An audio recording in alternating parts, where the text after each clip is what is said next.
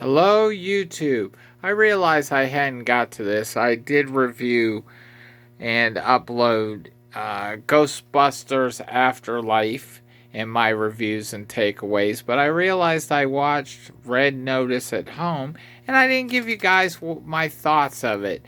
So today, and I apologize for the jitters because I'm kind of zooming. So, what we can do is we can zoom out here and I can walk closer so I get a little less jitters on it. So we're going to watch the trailer and I'm going to talk about my takeaways. So here we go.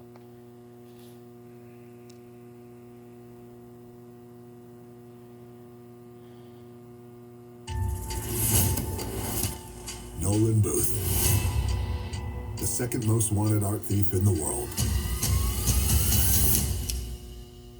Special Agent John Hartley, FBI.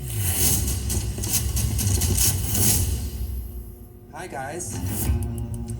How'd you find me? You stole William Strang's Lady with the Red Hat from the tape. You can't prove that was me. I got that on Etsy. I want you to help me catch the most wanted art thief in the world, the Bishop. Hello, boys. It's so nice to finally meet you in person. She set me up, framed me. A few clever keystrokes and poof. Bye-bye, Agent John Hartley. She's gonna steal Cleopatra's eggs. They're priceless. If we catch her together, I can clear my name, and I'll help you become the number one thief in the world again. Lifted your neck. Even if I did partner up with you, you still only have one brain. What's your plan, son of a...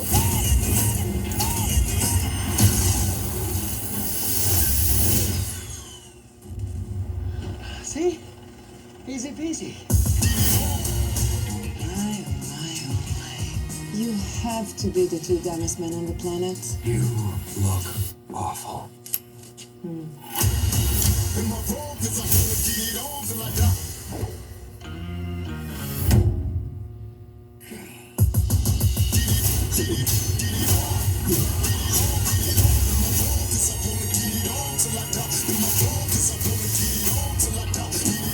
How's it going with your partner in crime? 5-second rule. This is a marriage of convenience. I want a divorce. I'm keeping the kids. Are you kidding me? What? This is hard!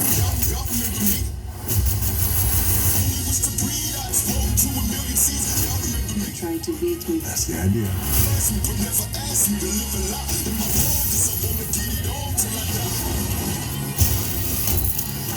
Are you not entertained? There's one last thing you should know.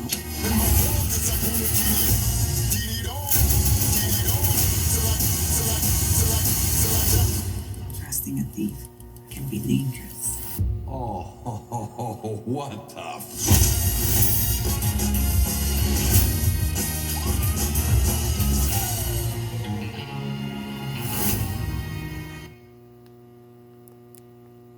Alright, so let's talk about Red Notice today and my thoughts about the movie. Now, you just saw the trailer, and I'm not going to reveal any spoilers just in case you have not saw it. So, the premise of the story, if you didn't get it, and I'm going to cover this. No, maybe I won't cover this. Let me see here. Oh, that's the still frame. So we'll put it right here on Sons of Anarchy, which I'm ripping now, but I get all the data off of IMDb. So for that, but we're just going to look at that now, and we're going to talk about Red Notice. So the premise of the story is Ryan Reynolds is a thief. He steals the world's most expensive treasures and either sells them or keeps them for himself. So the premise of the story revolves around Cleopatra's 3 eggs. And basically, the Bishop, which is played by Gal Gadot, Wonder Woman, and she's got two of them. No, she gets the second one.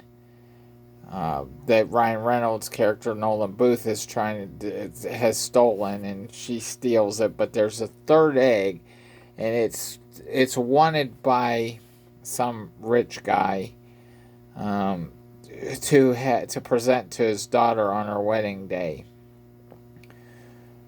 Well, they got the two eggs, so what happens is the FBI pairs John Hartley, who's played by The Rock, or Dwayne Johnson, and he's got to work with Nolan Booth to flush out the Bishop.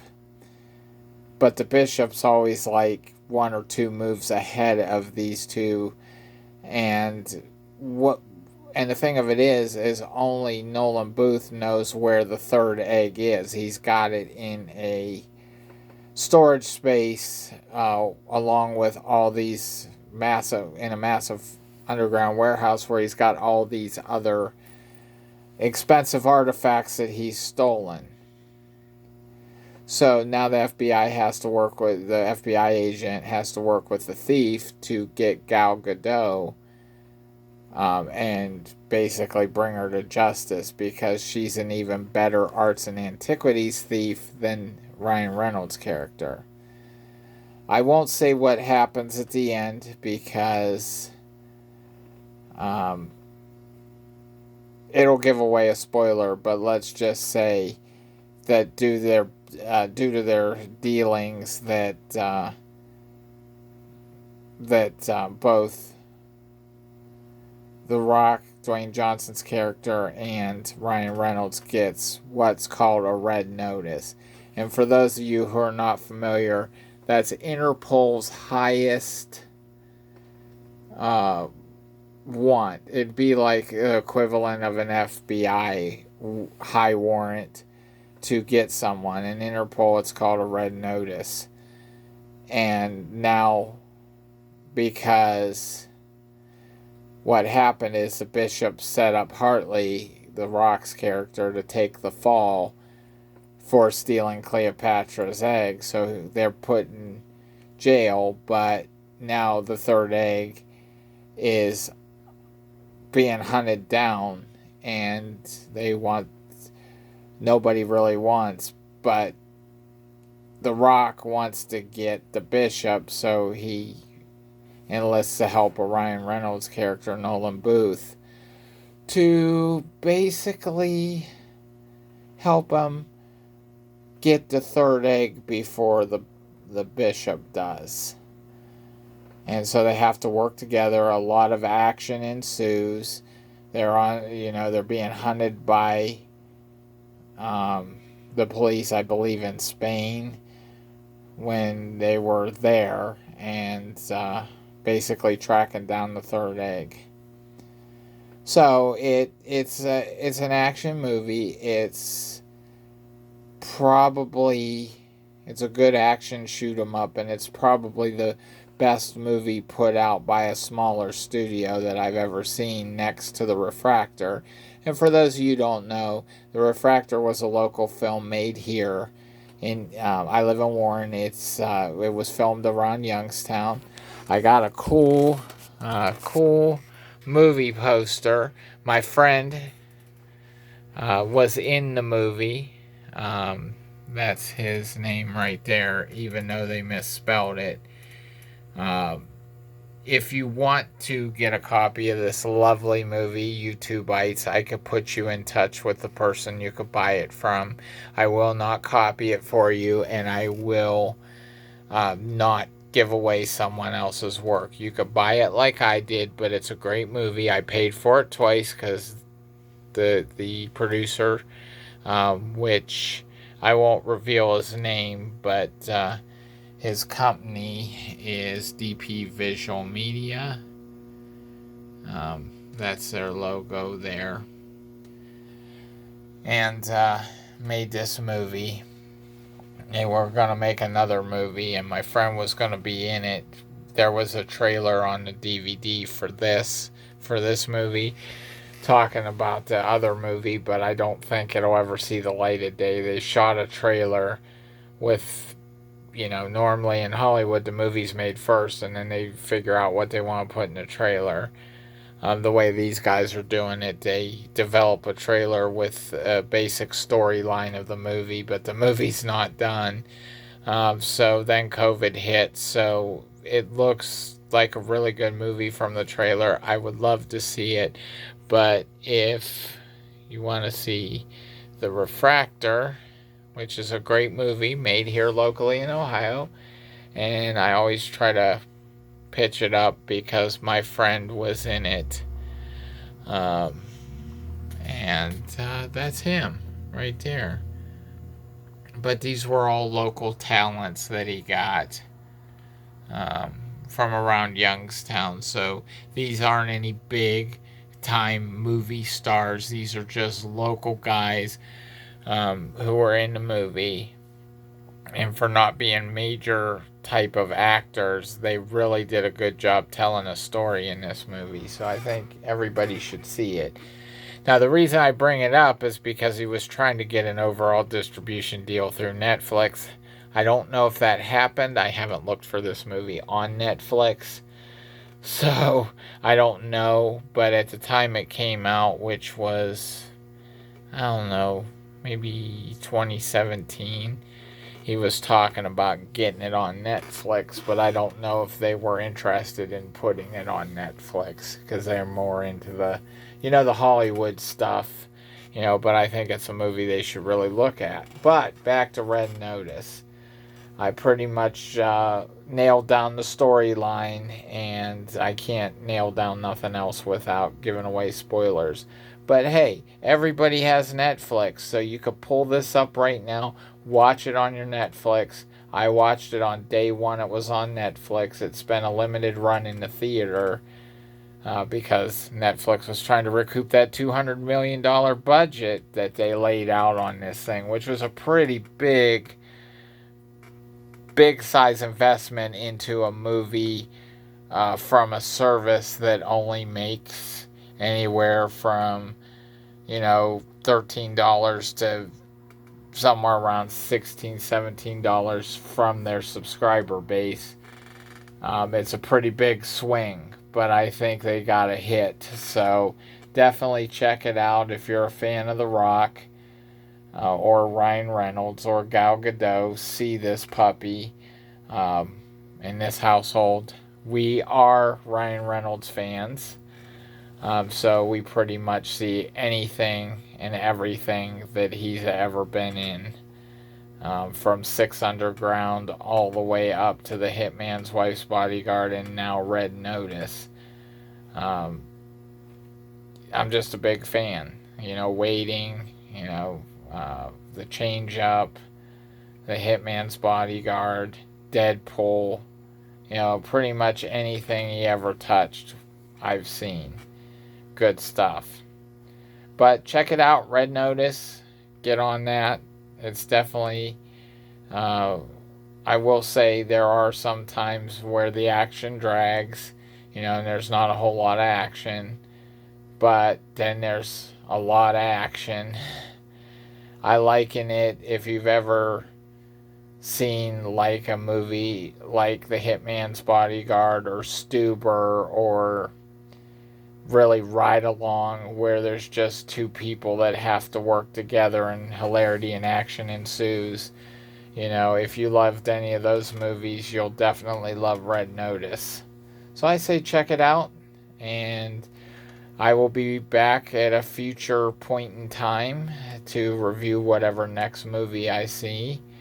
Did Ghostbusters Afterlife, so as a special bonus for all you guys, I didn't get the trailer in, but if you watched my review video, I'd like to do a special extra bonus at the end of this because I didn't get the trailer in my last video, so we're going to get it in now. So and talk a little bit about Ghostbusters Afterlife on this video after we take a look at the trailer for it. Now, you're not going to get this on Netflix. Well, actually, if we look over here, it's already available. It says preview only. This is YouTube, but you have to buy it. That was quick because the movie only opened last Thursday. But we're going to take a look at the we're going to take a look at this trailer right here. This is the official trailer, and then we're going to talk about it. So let's play this puppy. Here we go. What are you doing here in Somerville anyway? Honestly, my mom won't say it, but we're completely broke. And the only thing that's left in our name is this creepy old farmhouse our grandfather left us in the middle of nowhere. Why'd you bring me up here? Entertainment value? What is that? I don't know.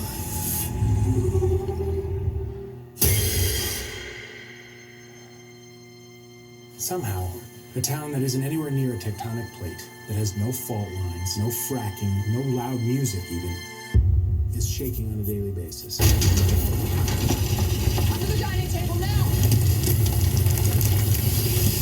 Hey, remember that one summer we died under a table? I found this in my living room. Whoa, killer replica. A replica of what? A ghost trap? There hasn't been a ghost sighting in 30 years. New York in the 80s? It's like The Walking Dead. Your dad never mentioned this to you? It's just my mom. My grandfather died. My mom says we're just here to pick through the rubble of his life. Wait a minute. Who are you? It says next year, but Call it fate. Call it luck. Call it karma. I believe that everything happens for a reason.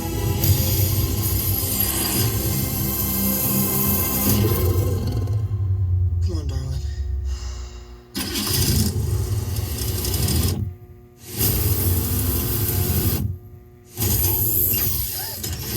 It has a gunner seat?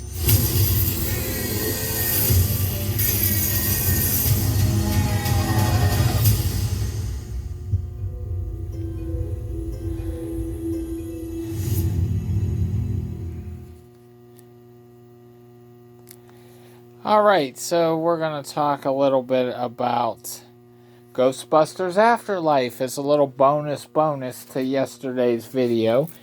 You could check it out. I can't put links in here, so we'll look back over here at my computer and as we talk about the trailer. I talked about the movie yesterday. I've seen the trailer. Now it says next year.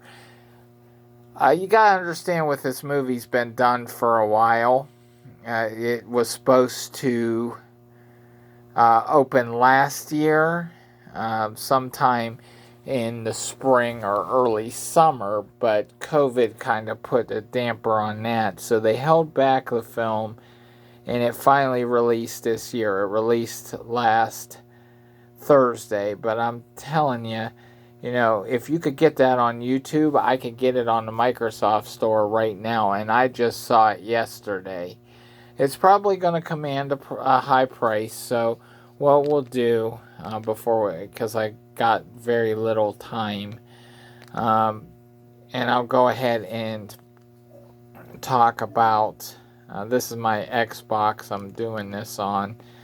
I use my Xbox for pretty much everything. Streaming, game playing. But while I'm looking this up, I'm going to talk a little bit more in this video about Ghostbusters Afterlife and why I think it's a great story. as most of you know, who's been a fan of the franchise, they released that that all-female version 5 years ago. And while some may consider it part of canon, I do not. What by part of canon I mean is part of a series. So when you think part of canon would be like Harry Potter, because you had the same characters and Hermione Weasley and Harry Potter throughout the whole series. So when you change things a lot, like in the instance of Ghostbusters, when they released that part, or Karate Kid, like you take the Karate Kid series, and we'll start with 1, 2, 3, and Cobra Kai. Those are all parts of canon. The Jaden Smith one, I don't consider part of canon because it's not the same character. So, in regards to Ghostbusters series, I consider 1, 2, and Afterlife part of canon. And even though I considered the 2016 version of it not as bad as what you would think, I truly believe that, but it's not part of canon. So let's talk about the latest entry in the Ghostbusters franchise, Ghostbusters Afterlife. The only thing that makes it part of canon is Ernie Hudson, Bill Murray, and Dan Aykroyd show up as their characters from 1 and 2. The story kind of continues a little later. We find out Egon Spengler has a daughter and has grandkids. Now, Harold Ramis died in 2014, but they kind of stayed true to the story of showing Spengler killed by a ghost when his cornfield mega trap didn't have enough power to capture the ghost. The ghost killed him. So the house was inherited by his daughter, and since they were getting evicted from their apartment, they moved out to Egon's house in I think they said it was Oklahoma, Colorado, something. So they lived there, but crazy things start happening. There's earthquakes, and I talked about this on yesterday's video, that there's some similarities to Ghostbusters 1, Gatekeeper and Keymaster, and the Rocky, I forget the name, Gorza or something, but I call it Rocky Horror Picture Show chick. She comes back. And, now the Keymaster and the Gatekeeper are not Rick Moranis and Sigourney Weaver. They're Paul Rudd and this woman, let me look this up. Because